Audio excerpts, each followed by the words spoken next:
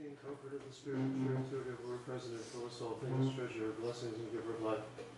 Come and abide us and cleanse us from every impurity, and save our souls, O good.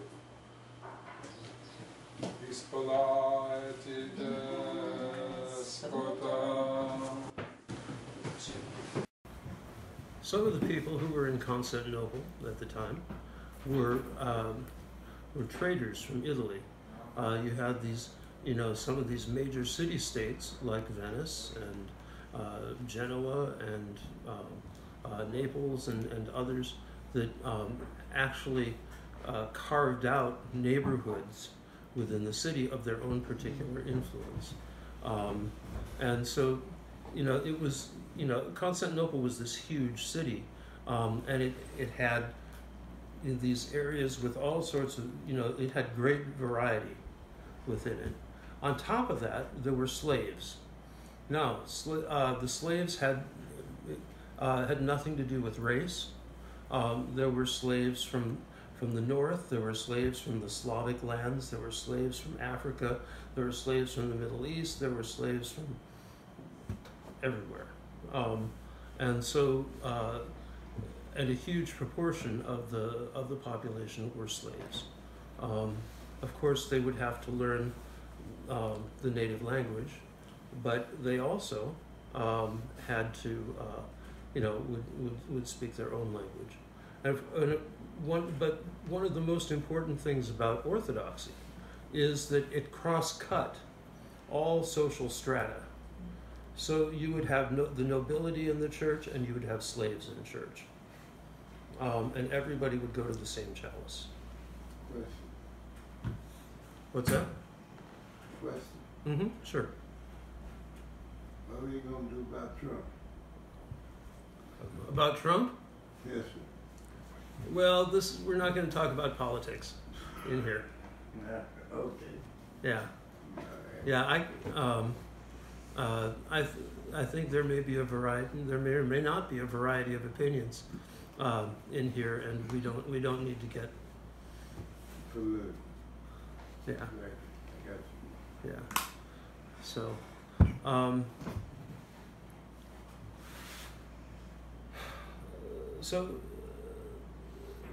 So at this time in the beginning, in the 11th century, Constantinople is the crossroads of the world. You have all of the trade coming through from the north, from the Baltics or Baltic Sea. In other words, from Scandinavia, from Germany, from England, and from Poland, everywhere, down the Russian river system, and into the Black Sea, and then through the Bosporus, which is what Constantinople commanded. It sat right on the Bosporus. You had the Silk Road, with all the trade from the Far East, which was very substantial. You had the trade that came up through the Red Sea, short portage across the land, and then up from Alexandria, from India, from the African coast, from Yemen, and all of those areas down there. So it was a remarkable place.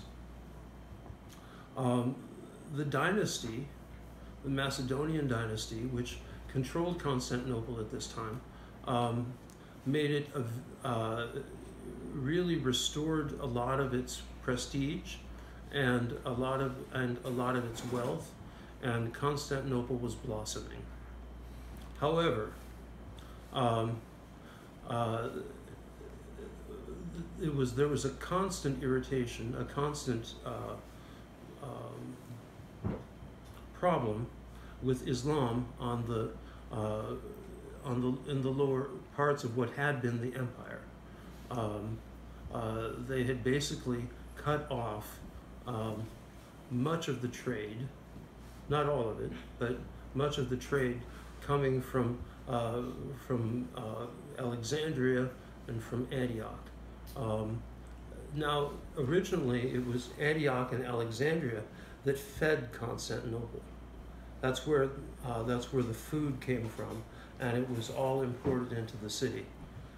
Think of how much food it takes to feed a city of 1 million people. And they don't exactly have that part of Thrace isn't exactly the most fertile area. It's not bad, but it can't produce enough for a massive city like that. So you'd have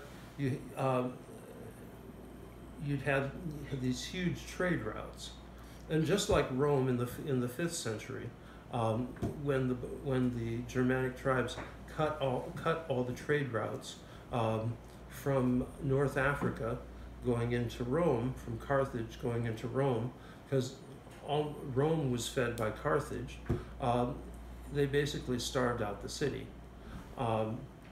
Constantinople had enough resources and had enough planning that they were able to maintain, but for a while it caused some major problems, and that was also during the whole iconoclast era as well. Then a new dynasty came in, but one of the great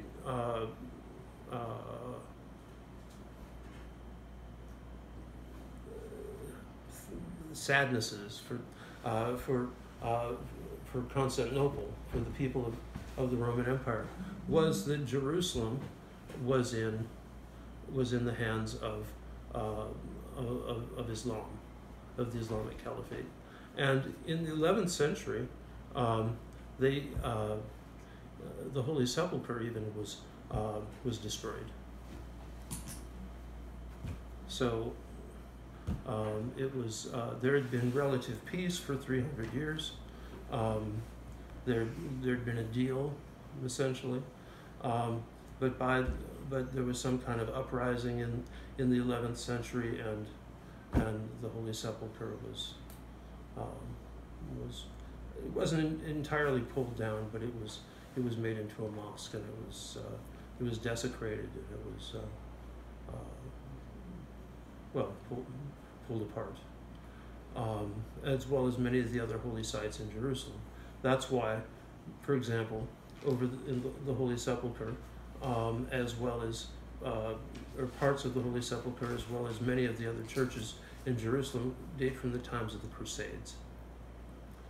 The Crusades were called specifically, a call for help was issued by the Roman Emperor in Constantinople, was put out to the Pope and to the West in order to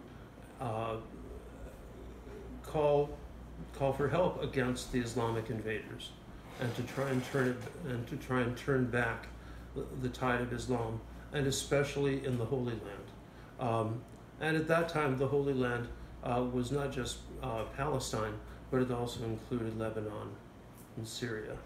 So Damascus in particular, and then also Jerusalem and the land in between. In 1096, Saint Bernard of Clairvaux who was one of the great fathers of the Western Church, undertook to preach a crusade with the blessing of the Pope.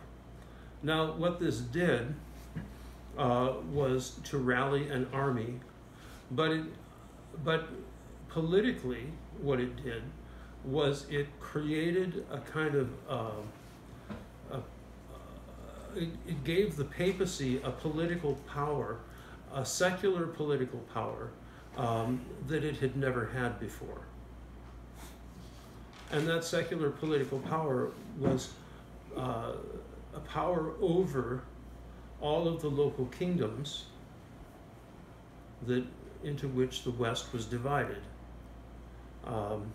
Already the papacy, or their delegates, would crown since Charlemagne, would crown the kings of the Holy Roman Empire,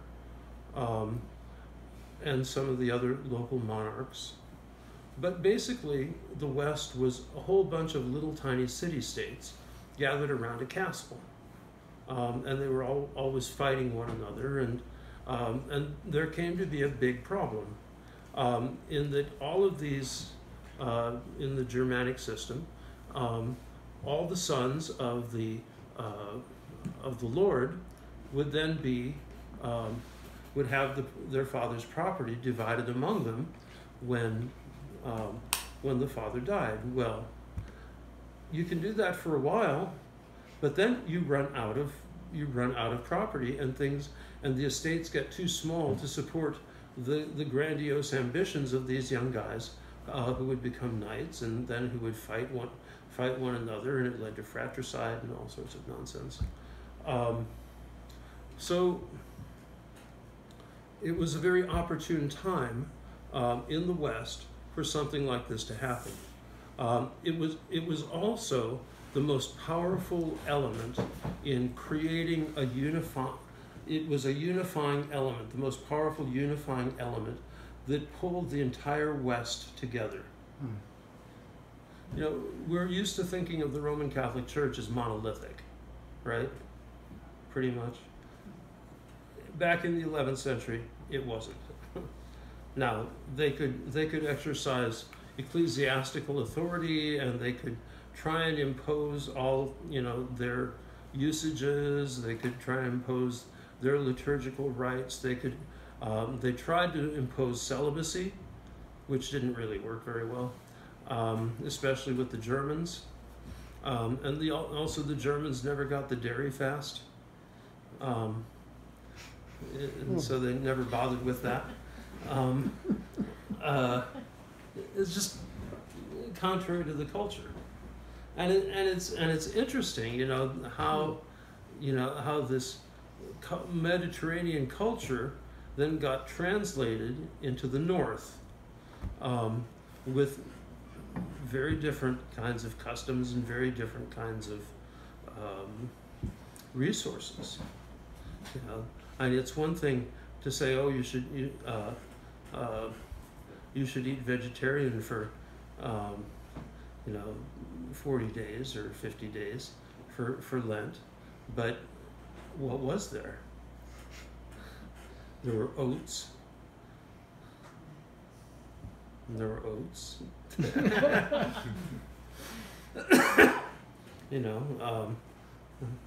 Then occasionally you could have fish. Well, okay, there's not that much. There weren't that many fish in Northern Europe. There were some along the rivers, but it wasn't like the Mediterranean, which was full of fish and full of all these other things that are that, for example, the Greek fathers regarded as vegetables, like clams and mussels and shrimp and crabs and octopi and squid and all of these other good things to eat that are a staple of the Mediterranean diet, but they'd never heard of such things up north. Mm-hmm. And you had oats. So, and it wasn't, wheat wasn't even really hadn't really even penetrated into the culture at that time. But the farmers all had cows, and they had lots of milk, lots of cheese. So, so there was there were some big cultural differences in the East and the West, and now, especially after 1014, which was the first German pope, the first of many Germanic popes. And for example, just because somebody was an Italian didn't mean that they weren't Germanic. Because remember, the Germanic tribes had invaded Italy, and they stayed, and they melded in. And so so for example, we have a friend who comes here to the cathedral. You'd never think she she was Italian, like Maria. You know, she's got platinum blonde hair, and it's real. You know, you know, very, very pale Germanic features, and so, but she's Italian, 100%. So you had this you know, all this ethnic mixing, and there was ethnic mixing in Italy as well, and throughout Western Europe as the Germanic tribes melded in with the previous peoples. You know, some of them did better than others. The Celts got pushed to the borders, so that's why you've got Wales and Cornwall and Brittany are all Celtic areas. But there used to be Celts throughout, including in Greece and in Asia Minor and so forth. In Georgia, there were Celts. So you've got this whole ethnic mix. Speaking, there was the common language was Ecclesiastical Latin, which people spoke more or less well. There were no overarching political structures. Everybody had allegiance to their own prince, and if you happened to be lucky enough to become a knight, which basically meant like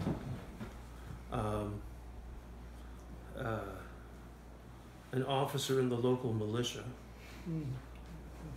essentially. Although the uniform was a lot heavier.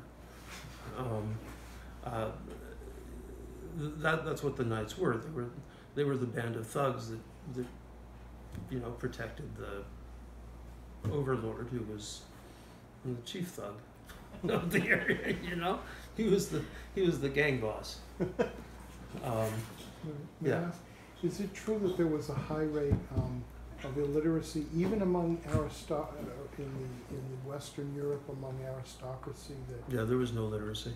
many lords could have all these lands and castle, and he couldn't read. He'd have to bring someone in, a scribe, to dictate a letter. Or is that an accurate? Charlemagne couldn't read. He was the king. He was the king. Well, he was the king. If you, from a Byzantine perspective, he was the king. You know, kind of, yeah.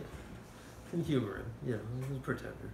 So But- was there more literacy in the East, or was it? Yeah, there was more literacy in the East. It was, but it was a little bit different. It was different languages. In the West, those who were literate would be able to read Latin. And there was written Germanic language and kind of Proto-French and Proto-Italian, I'm sure, but not. And then with the 9th century, there began to be some written Slavic, but not a whole lot. And so basically, in the East, the clergy would be literate, but the nobility and all of the children and probably many of the retainers of the nobility would be educated, and they had a very high level of education. It was Byzantine education was you know, they had a university in Constantinople from like the 7th or 8th century, if not before, and that's where I think that's where the idea of the university came from. In the West, of course, it was I think University of Paris was like 1200 thereabouts. Does anybody know? I think University of Paris was one of the first. Anyway, so the West needed something to pull it together, and so the Crusades arrived at just the right time. And of course, those who had been in France knew about how important it was to push back Islam, the Muslims.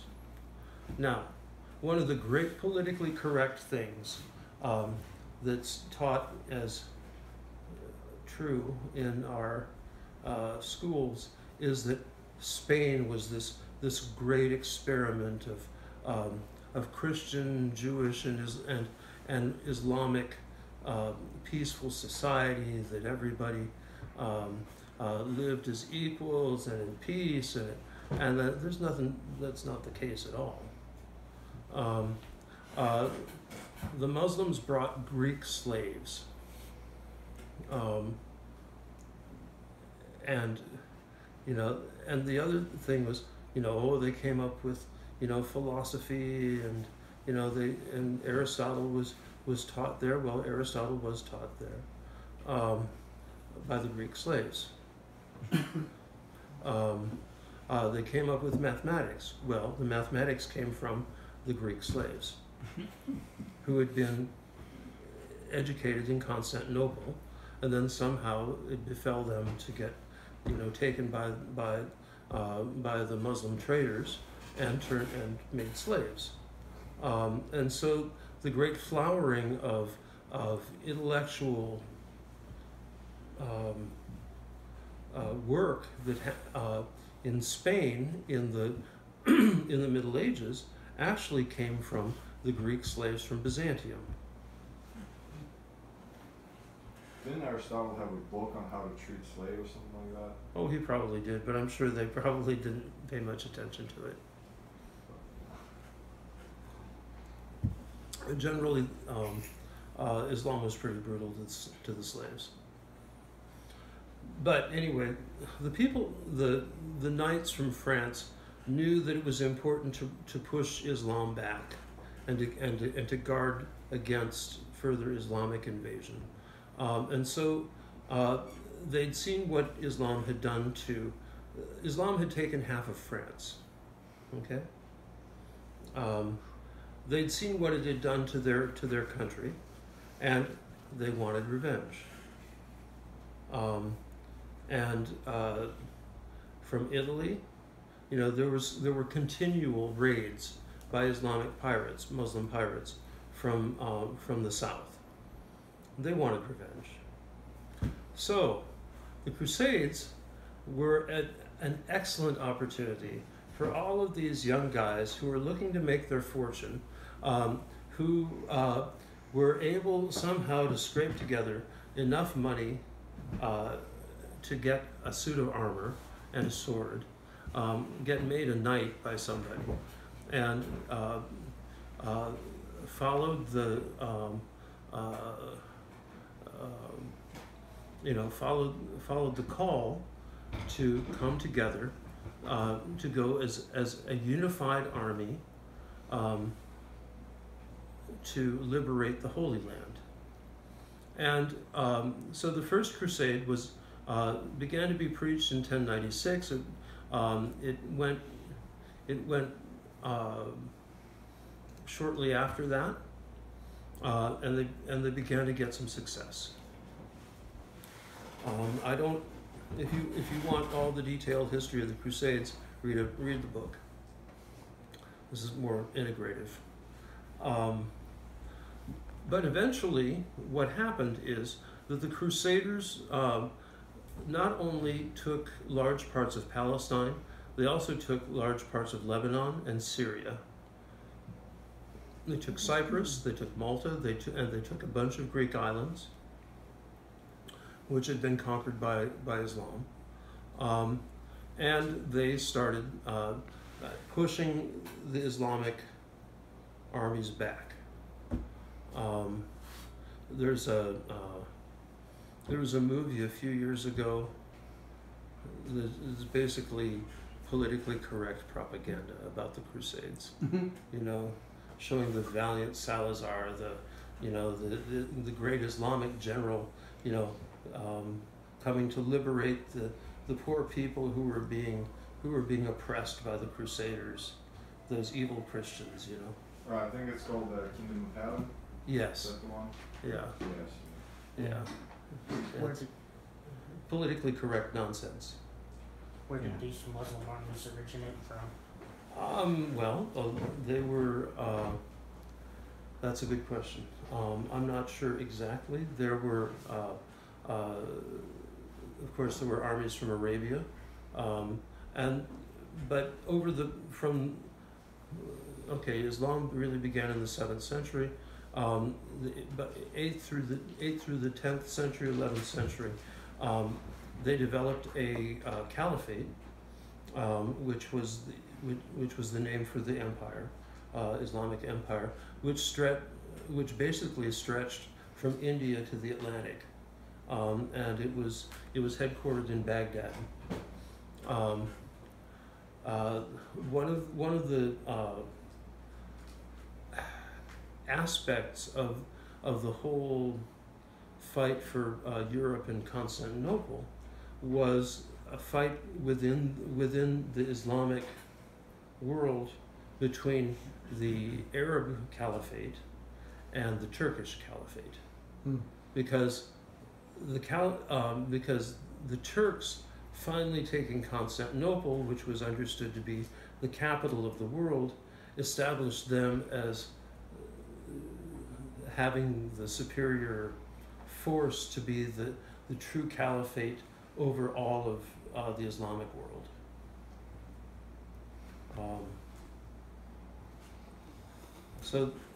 That happened in 1453.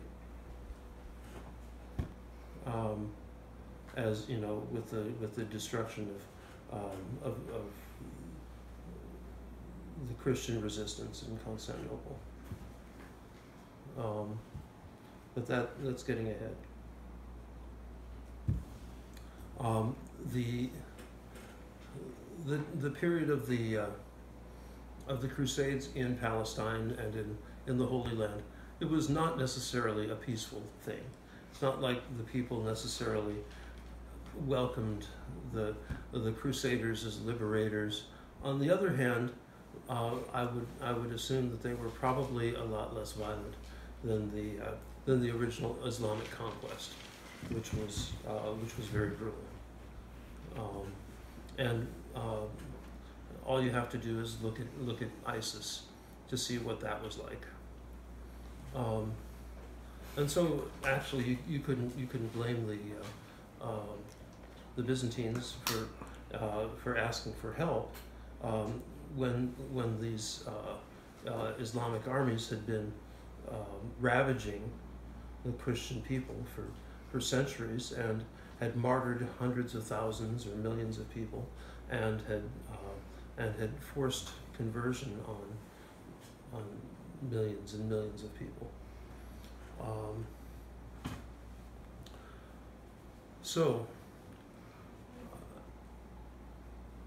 This brings us to, that's pretty much the 12th century is the Crusade, the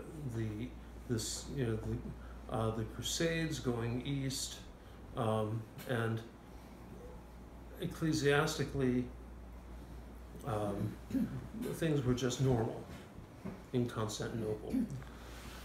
In Palestine and in Antioch, however, the Crusaders, I'm not sure what the situation was, but somehow the patriarchs of Jerusalem and of Antioch, shall we say, retired, one way or another, and a Latin was put in their place. Now, up until this time, the patriarchs of these cities were Greeks, and had been since time immemorial. There might even have actually been, likely had even been an Arab or Arabs as the patriarchs of Damascus. This is of the Greek Orthodox patriarch. However, one of the things that that's important to note within this is that the church simply accepted this bishop as a Christian bishop, as an Orthodox Christian bishop, not as with no problem. He comes from a Latin background. He prefers a Western rite, but he was simply the Patriarch of Jerusalem or the Patriarch of Antioch. It wasn't until Constantinople when that changed. And it's that event that actually marks the schism. Now, 1054, remember the first German Pope was 1014. 1054 was the non-event of the Cardinal Humbert putting a bull of excommunication from a dead pope on the altar of Hagia Sophia. Now, that never entered into the Byzantine record books. So far as the Church of Constantinople goes, it was a non-event.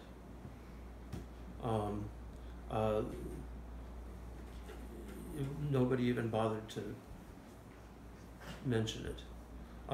It's only so far as the Latins go that they declared that their pope had excommunicated the Patriarch of Constantinople. That's interesting. Part of the thing is that by the time the cardinal left Rome with the bull of excommunication and was on the way to Constantinople, which was not a short journey, the Pope had died. So the papal bull was basically null and void. And even though there were tensions, and there had been tensions between the two churches, partly because Constantinople viewed itself as the real center of the church, and Rome had been a vassal, essentially. Rome, on the other hand, wanted to resume to take up the mantle of being the See of Peter, the Apostolic See, the first among all sees, or as some current language was used, the first without equals. Now, there were a couple of documents that were forged. One of them was called the Donation of Constantine, and there were some others, allegedly proclaiming that the Roman See is the ultimate criterion of orthodoxy and has absolute authority over the entire church. Of course, these are late medieval documents, and in the Eastern Church, nobody ever paid any attention to them. However, in the Western Church, and remember the level of literacy, the level of sophistication was pretty low, and so they believed it. And so starting around the 10th century, moving into the 11th century and the ascension of a German pope, and then more Germans on the papacy, you had this whole mythology surrounding the papacy in Rome. Can't forget about the papacy in Alexandria, but the papacy in Rome, where it asserted absolute authority, and was developing what came to be all sorts of papal claims. And they also began developing, it's propaganda, but developing talking points, as it were, against the Eastern Church. So, for example, they maintained that the Eastern Church had omitted the Filioque from the Creed. And other ignorant, things like that. there was a big controversy over the use of leavened bread versus unleavened bread. Somehow, in the Germanic churches, they started using unleavened bread. You know, the wafers. Whereas in the Eastern Church, of course, we've always used leavened bread, and so far as I know, in the early Western Church, they also used leavened bread. There was further a controversy about priestly celibacy. Now that's kind of an interesting issue, because in the West, in the city of Rome, for the clergy of the city of Rome, there had always been, from apostolic times, a rule of celibacy for the clergy. But nowhere else. It was a local discipline. And in the East, they even had married bishops up until about the 5th or 6th century.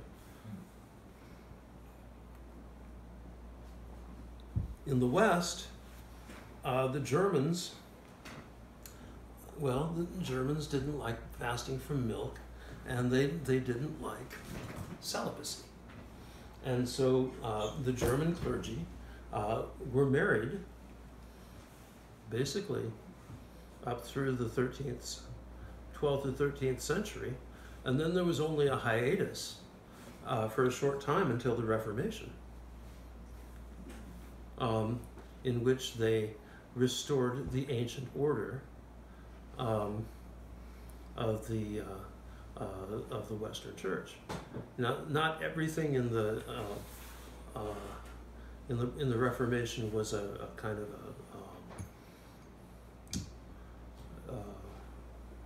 it wasn't some kind of a radical agenda. It was there was underlying parts of the Reformation the idea of a restoration to the ancient order. Yeah. I had to go back to the donation of Constantine, but I was curious, in the context of ecclesiastical power and people that who would seem to be very conscious about where their souls are going in the afterlife, why would you how could you justify making up such an enormous lie, for earthly gain? It doesn't seem to jive with people trying to lead a spiritual life, try to be more virtuous. Well, if you read the history of the church in the Middle Ages, it's all about perpetuating lies for the sake of earthly gain. It was profoundly corrupt. Now, I can't say that it wasn't corrupt in the East, but the West was profoundly corrupt.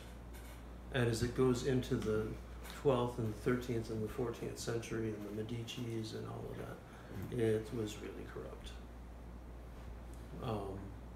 And it was all about, and what is the corruption?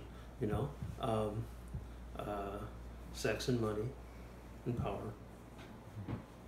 So the usual.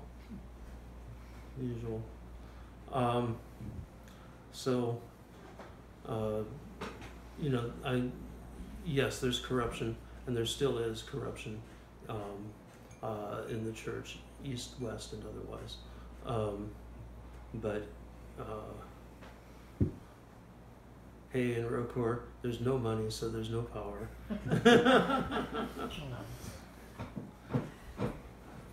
So, anyway. So does this make sense? All hang together? Okay.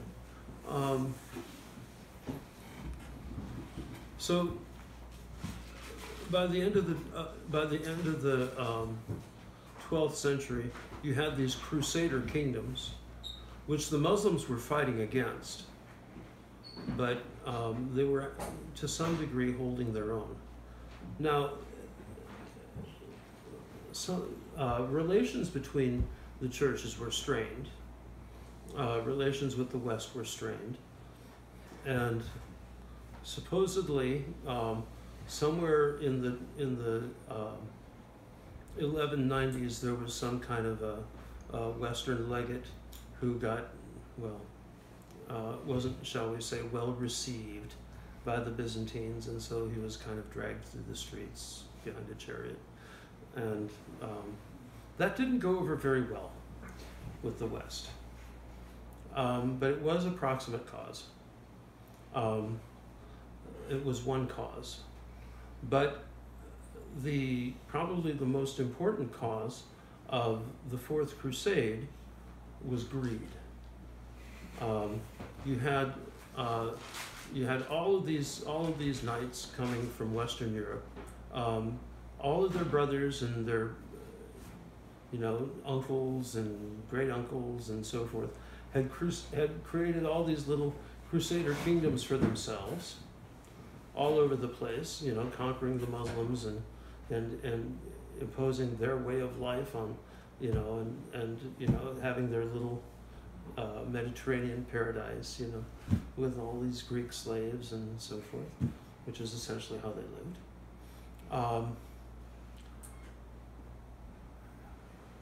And they'd heard about the fabulous wealth of the city of Constantinople.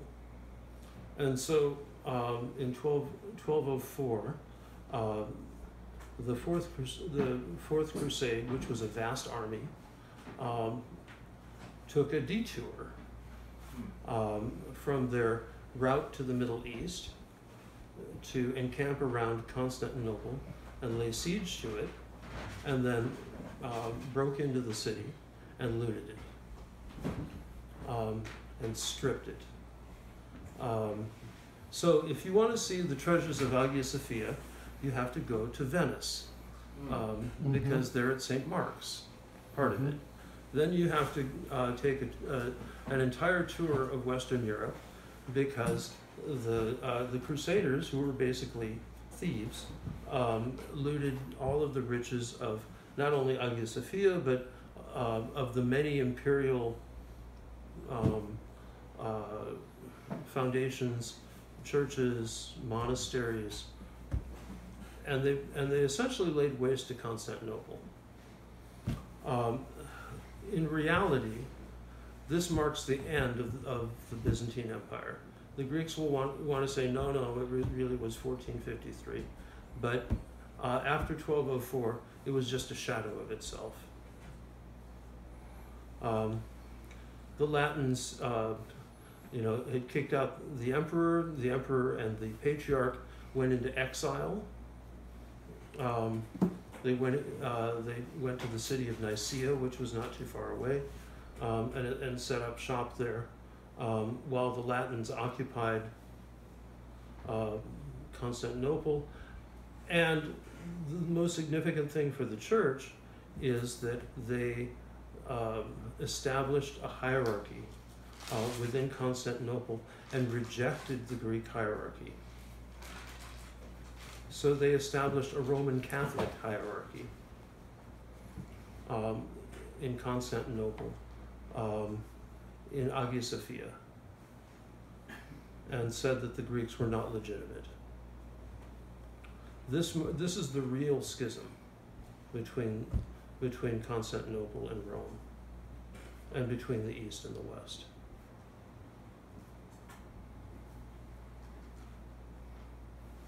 It was very sad. Thousands of people died. The city that was the capital of the world was basically looted, and a bunch of filthy barbarians, our ancestors, occupied it. So. It's interesting that the Aztecs looked on the Westerners, the Spanish, as filthy barbarians. And they were compared to the Aztecs, but anyway. It's a little... That's culturally a little further off.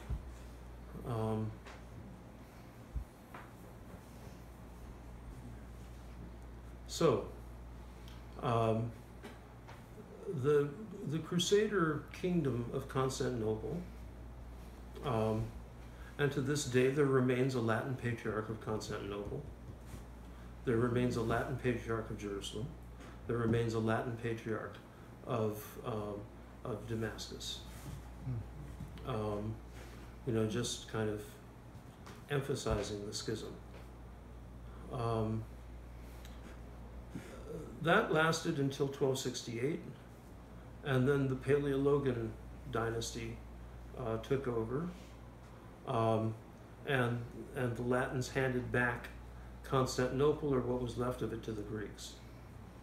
So the cathedral rite was never again celebrated in Hagia Sophia after 1204.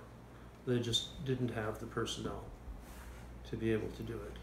What is it called again? The cathedral rite, in other words, the unique way they had of serving the liturgy at Hagia Sophia. So they would use just a simple rite, which would be very familiar to us now. Was the lack of the use of the cathedral rite also a function of missing objects, or was it just people? I think it was probably mostly people. Objects can be replaced. Well, they can, except they need to be trained. And for 60 years, if you don't have anybody who knows how to do it, the tradition dies. Because you're not going to, if 60 years, if somebody was a 25-year-old priest in Hagia Sophia, 60 years later he's going to be 85. How well do you think he's going to be able to instruct somebody how to serve? He may have been, or maybe he was an altar boy or something. How much does an altar boy know? It just wouldn't. The tradition died, and they didn't, and the books weren't adequate to maintain the tradition. Now, the cathedral rite continued to be celebrated in Thessalonica. Couldn't they re-import the tradition from Thessalonica? Yeah, but they never had the personnel to pull it off. Hagia Sophia in Constantinople is like 4 times the size of Hagia Sophia in Thessalonica. How many people are we talking about to do the cathedral? 200 clergy. Yeah. So it must have been pretty spectacular at the time of St. Vladimir. Is it absolutely unknown? Like it's not archived anywhere? No, not known. I mean, there are bits and pieces, but there's no comprehensive rubrical description.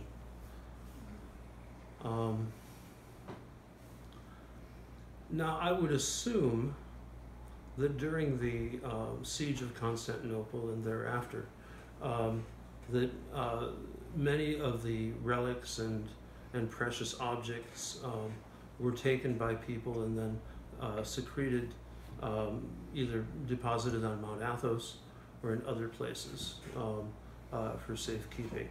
Because Mount Athos remained more or less, it survived the Crusades. There up through the First Crusade, there had been a Benedictine monastery on Mount Athos, serving in Latin. But then that, shall we say, disappeared. I'm not sure of the. I'm not sure of whether it was attacked or burned down. But basically, what it ushered in was the reduction of the Byzantine Empire to Constantinople and a small strip of land along the coast down to Thessalonica. Most of the Greek islands, much of the Greek mainland, was divided up into Crusader kingdoms. And what this did is it made it much easier for the Islamic armies to sweep around and to take all these little disunited entities. So I think the last of them was swept away around in the 1560s. And by that time, the caliphate in Constantinople, because they still called it Constantinople, was able to consolidate its authority. What they created, so far as an ecclesiastical organization, well, it was a millet, but I'll get into that. That's later. So the Paleologans take over in the 13th and in 1268, 13th century. In the next century, the 14th century, is actually one of the great periods of Byzantine literature and art. In so far as art goes, you have the Paleologan Renaissance. So far as the painting of the iconography, the painting of churches, is really magnificent iconography. And you've probably seen this. The Serbian churches are actually probably some of the best examples of that, with the deep blue background and the somewhat more realistic depictions than had previously been. Some of the earlier Byzantine stuff looked a little bit more Romanesque, and then but the Paleologan Renaissance was very, very fine and highly developed. Who were the Paleologians? That was the name of the dynasty that took over. So it's like a Asia Minor family, or It was a family from Constantinople. I don't know who exactly. But they tried to restore Constantinople to some degree. Again, Constantinople was divided among the Italian city-states, the trader states, and they provided a lot of the cultural dynamic, because there was a lot of dialogue going on between the East and the West, between Roman Catholicism and Orthodoxy, and it was a pretty interesting time. At the same time, it was a time when there were pirates on the high seas. There were pirates who were raiding anything they could, especially along the coastline. And you had the Islamic armies basically sweeping in and taking everything from Constantinople all the way to Belgrade. Wow. So we don't normally think of the Danube as the border with the Islamic world, but it is. And so, for example, Bosnia, Herzegovina, Albania, which are all largely Muslim, Kosovo now, thanks to U.S. meddling, or whatever you want to call it, are all Muslim because of that. Those entire areas, the entire area was subjected to Islam, and basically it was a kind. What happened was essentially a kind of a pincher action, and Constantinople and Thessalonica were some of the later ones to fall. Constantinople, of course, was the great prize. But in the meantime, there was this remarkable Renaissance going on in the East. But there was also a Renaissance going on in the West, because from the time of the Fourth Crusade, there wasn't just a flow of the riches of Constantinople to the West. There was a flow of the intellectuals and of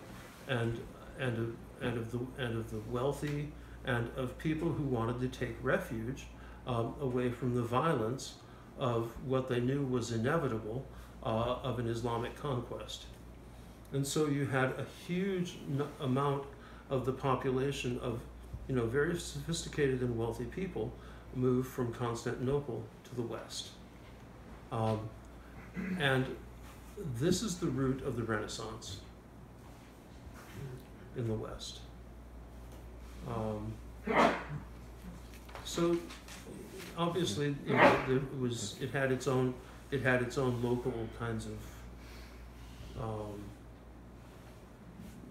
causes and things like that, but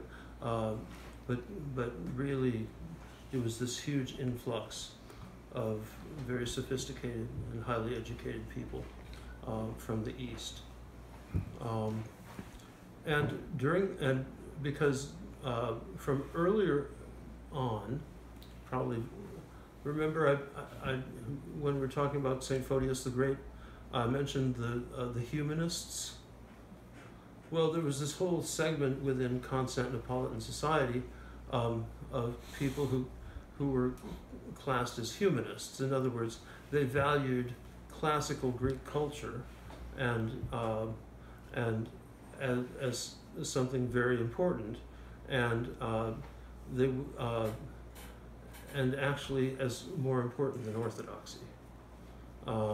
And so they were willing to compromise on the religion in order to maintain their culture. And so these were the people that moved to the West. One of the things that was the most important developments in the 14th century, and I'm not going to go into it tonight because it's, I think the time is, it's 9 o'clock, was that the monastic world was developing to such a point where they were able to provide a context to be able to take over and to maintain the integrity of Christian society, regardless of the cultural, regardless of the secular context. So they were willing to live through the persecutions of Islam, and in fact give their lives as martyrs, in order to maintain the existence of the church in Constantinople and in what was in what had been the Eastern Roman Empire.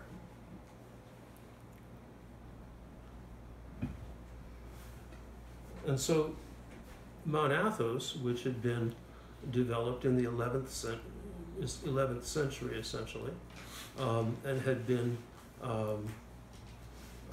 not only the recipient of incredible amounts of imperial and aristocratic largesse, but had attracted the sons of many of the aristocracy, who were very well educated and had the intellectual tools to be able to, and the, as well, I guess you could call it the business know-how, in order to preserve what they could in the face of overwhelming Islamic, read barbarian invasion. And so one of the most important things that happened in the Byzantine Church, especially at the end going into the 15th century, is you had an entire monastic takeover of the hierarchy of the church. In Constantinople, in the East. And because the humanists, those, including those bishops and clergy who, were more concerned about preserving their culture and all of that kind of stuff, they left. They went to the West. They didn't want to live in an Islamic society. whereas the monks considered it their cross to bear witness to Christ, even in the midst of bitter persecution. And they got it.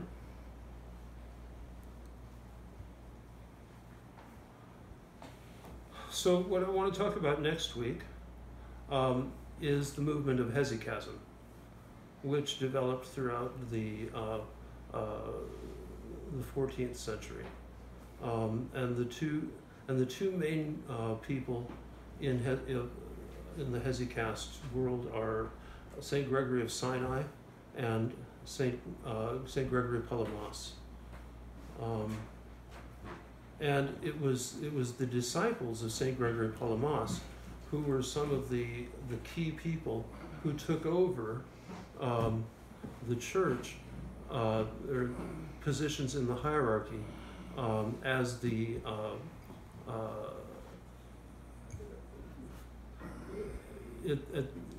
as the Islamic conquest happened. So, Nick, you can see that. Well, so it's kind of interesting. This has kind of become an overwhelmingly male chorus. So. Feeling lonely. So I'm curious. I know there's at this point the Rus were still around and they were Orthodox at this point, but was there like any assistance, any aid coming from the north? And were there any scholars like escaping to Russia and to Ukraine? Well, there probably were. Remember, Ukraine was Russia. Russia was Ukraine. Yeah. It was Kievan Rus, and there wasn't any distinction. There probably undoubtedly were those who escaped to the north.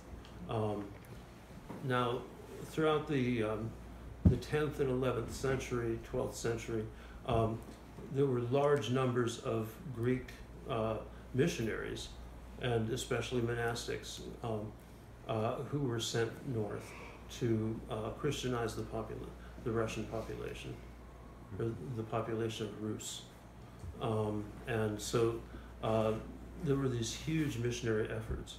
So in the liturgy they would use Slavonic, except for the bishops. The bishops were Greeks, and sometimes the priests were Greek, but for the most part, it was the bishops. And so there's little remnants of that in the Slavonic liturgy. So, for example, we still sing Ispolaiti Despota and Ton Despotin, and all these little fragments of Greek, and that was because the bishop was Greek. And the bishops were Greek for about 400 years, 500 years, primarily.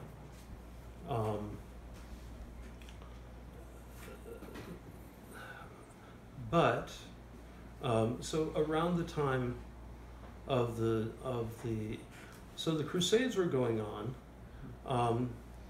but you had the golden and keeping the Byzantines focused on the Mediterranean, and then trying to recover after their capital being destroyed, looted. Then you had the Golden Horde that swept down and basically conquered most of Russia, and brought it into subjection. Now it wasn't the same kind of colonization.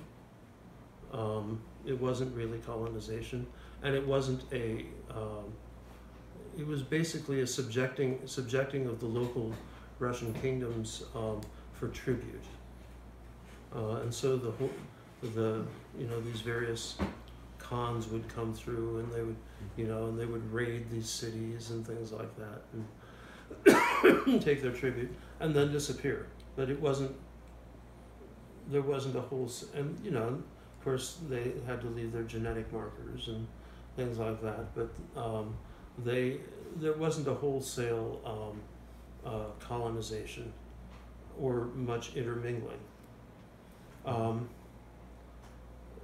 What's interesting is I think it was around 1470 that the West actually got a proposition from one of the descendants of Genghis Khan to do another crusade, a joint crusade, to liberate the Holy Land from Islam. Because the Mongol Empire was massive, and it was largely Christian, Syriac Christian, and they had no love of Islam. Of course, the West wasn't interested. They'd already gotten themselves kicked out of the Holy Land by Islam. And the Byzantines were just subjected. So nothing came of it. But it's kind of interesting that there was such a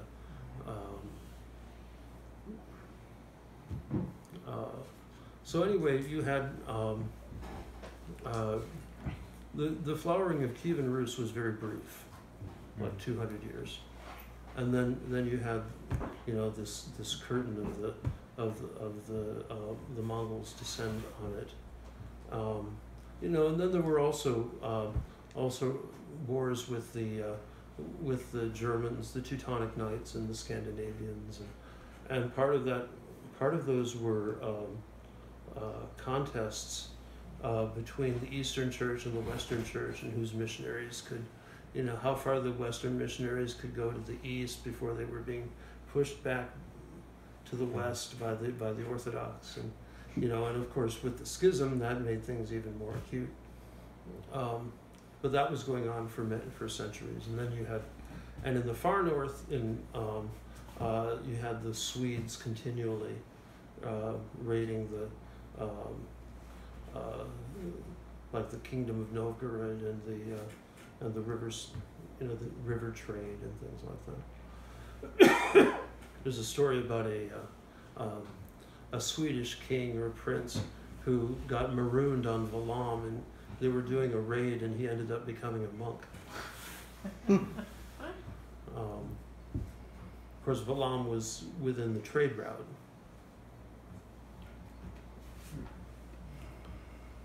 So,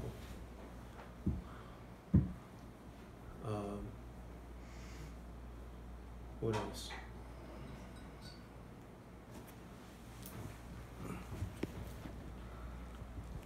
Low battery. Okay. Is it over? Got 20% battery left. Oh, okay. Just like me, about 20% left. So, what other questions are there?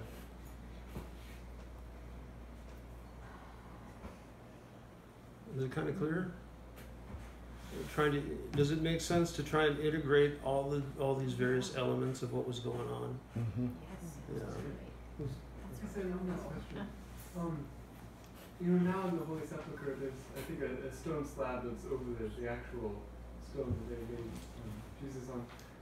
At the time of where the Holy Sepulchre was sacked before the First Crusade, was there any sort of protecting something around the actual stone, or was it mostly? I'm not sure. Okay. And there was, there had been a previous building of the Church of the Holy Sepulchre. I'm not sure how much of it was destroyed.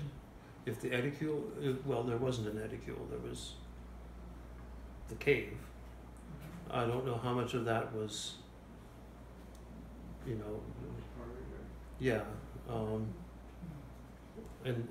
or exactly what happened. But the current building is a Crusader building, or a lot of it is a Crusader building. looks so much like a mosque. Well, It's- Hmm. so okay. If you want to do some reading ahead, Volume 4 of the Philokalia has the lives and the writings of Saint Gregory of Sinai and Saint Gregory of Palamas.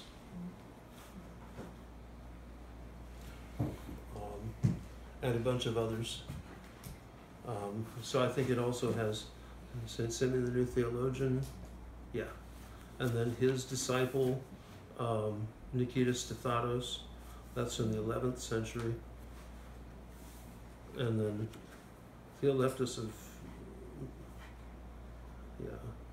Philadelphia, and then it's Gregory of Sinai and Gregory of Palamas.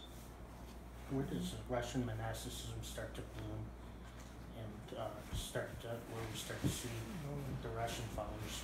Well, there were the Kiev Kiev caves, which was in the 11th century, and Valam.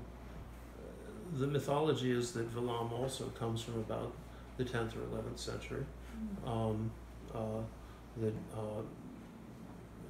The two monks from Kiev, one a Greek and the other a Slav, followed the river system, the trade route up, found Valam and decided to settle there. And there are probably other foundations that go back. Kiev caves, it suffered along with the city of Kiev with various conquests and things like that. Probably the great flowering of Russian monasticism per se, is Saint Sergius of Radonezh in the 14th century. And then Saint Neil of Sora in the 15th century. And then the disciples of Saint Sergius. And then there's another, and then with the 17th century, the time of troubles, everything gets, and Joseph Wolotsky and all of that turns into a disaster. And it becomes just very external and formal. And then with the end of the 18th century, you have the Philokalia, but we'll go into that. Yeah. There's also the story that the Shroud of Turin was lost during the 1204 siege. Mm-hmm. Is that just rumor or what is it? Well, it probably got taken to Turin. Mm-hmm. It probably was in Constantinople in Hagia Sophia, as one of the treasures of Hagia Sophia. Okay. Just like the robe of the Mother of God, and all sorts of other stuff. But then, as chain of custody thing. yeah, it's hard. It's some of that stuff. It's really hard to know, hard to trace. People didn't necessarily keep records.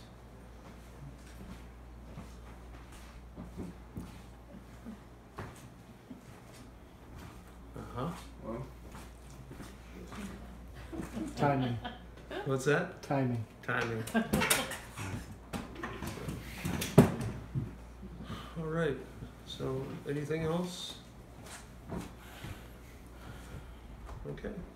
See you all next week.